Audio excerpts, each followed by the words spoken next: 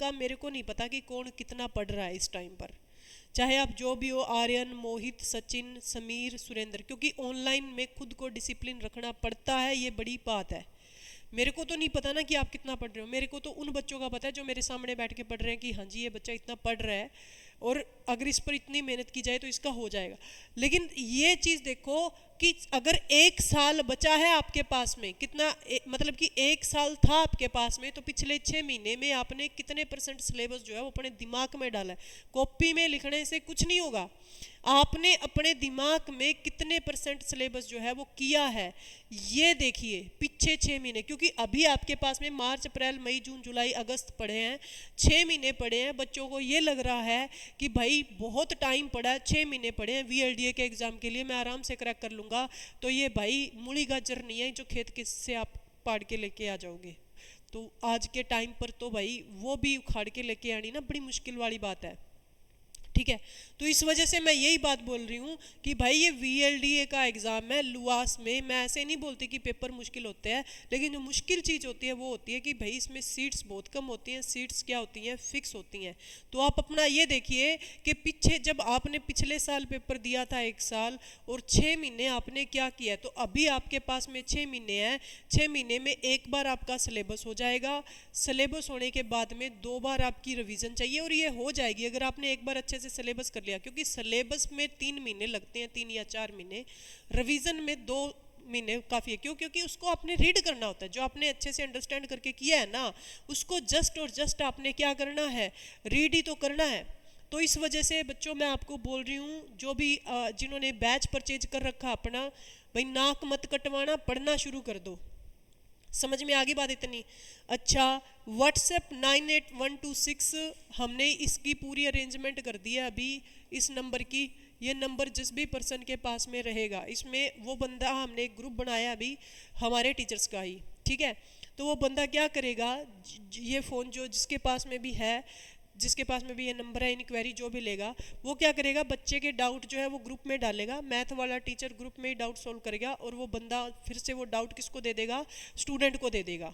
ये काम हम ऑनलाइन वाले बच्चों के लिए कर रहे हैं अभी। ये फैसिलिटी चलो ठीक है, डाउट के लिए दे देते हैं, कम से कम आप डाउट पूछो तो, डाउट पूछो तो आप, ठीक है। तो अभी से मैं भी थोड़ा सा हूँ, लास्ट टाइम संडे में लास्ट सैटरडे को टेस्ट हुआ था, लेकिन इस बार सैटरडे को टेस्ट नहीं हुआ क्योंकि टाइपिस्ट ने मेरे को बोला था कि मैं शादी से आके बना के दे दूंगा आपको, लेकिन उसको वहाँ पे टाइम लग गया। देखो जब भी आप फैमिली में जाते हैं ना, तो भाई हो जाते हैं ऊपर नीचे, उसको भी नहीं बोल सकते आप ज़्यादा बातें।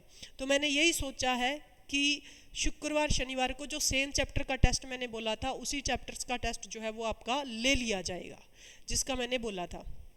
क्लियर इतनी बात?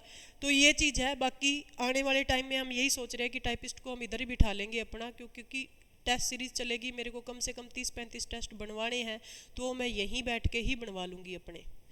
और रही बात बुक की, तो बुक आप बी रेडी रहो, मार्च के एंड तक मैं पक्का प्रॉमिस करती हूँ कि आपको बुक मैं दे दूँगी मार्च के एंड में या अप्रैल के फर्स्ट वीक में। बस उसकी मैंने क्या बोलते हैं, प्रूफ रीडिंग कर दी। साइंस की SST और मैथ की रहती है प्रूफ रीडिंग, और फिर उसके बाद में एडिटिंग होके फिर ज़्यादा टाइम नहीं लगता, पब्लिशर हमने ढूंढ लिया, ठीक है। तो ये चीज़ है। तो इस वजह से अपना थोड़ा सा सिस्टम इस पे लगा के चलो कि भाई आपके पास में 6 महीने हैं, और अगर कोई ये समझ रहा है ना कि 6 महीने बहुत पड़े हैं, तो आप गलती कर रहे हो, क्योंकि पीछे वाले 6 महीने भी कैसे निकल गए ये आपको पता ही नहीं चला, ठीक है। तो अगर पीछे वाले 6 महीने में अगर कोई बहुत बढ़िया पढ़ा है, ठीक, तो फिर आप ऐसे लगा लीजिए कि सिलेक्शन पक्का, ठीक। आर्यन बोल रहे कि मैम आप ये बताओ, क्या बताऊं भाई, जल्दी जल्दी पूछो आर्यन, जल्दी जल्दी पूछिए, फिर चैप्टर की तरफ बढ़ते हैं। क्वेश्चन पूछिएगा। जो काम दिया जाता है वो कर लेते हैं, और क्या न्यू करना चाहिए? जो काम दिया जाता है वो कर लेते हैं भाई, रिवीजन करनी चाहिए आर्यन, जितनी रिवीजन करोगे उतना ही बेटर से। क्योंकि देखो अभी अपना मतलब कि जिन बच्चों ने नया बैच परचेज किया है वो कोई बात नहीं, लेकिन क्लासेस तो अपनी पीछे वाली भी पढ़ी हैं। मैंने तो फर्स्ट डे से, जब से बैच शुरू हुआ है तब से उनकी क्लासेस प्रोवाइड करवा रखी हैं। आप वहाँ जाइए, रिवीजन कीजिए, सारी की सारी चीज़ें। फर्स्ट डे से ड्रॉपर बैच के जब से शुरू हुआ तब से पहली क्लास भी पढ़ी है, उसको जितना हो सकता आप रिवाइज कीजिए, यही बोल सकते हैं। समझ में आ गई बात इतनी? तो ये कीजिए आप।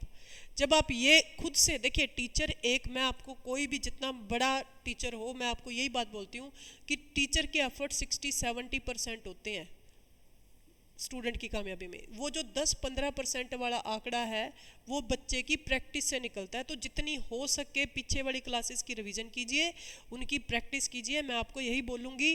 बाकी आप चलते हैं आगे। ये चीज़ मैंने आपको बोला था कि Mendel choose P plant, Mendel ने पी प्लांट को चूज़ किया था, उसके पीछे का कारण क्या था कि मेंडल ने पी प्लांट क्यों चूज़ किया? बताइए कमेंट करके, मेरे को फटाफट से मैसेज करके बता दो।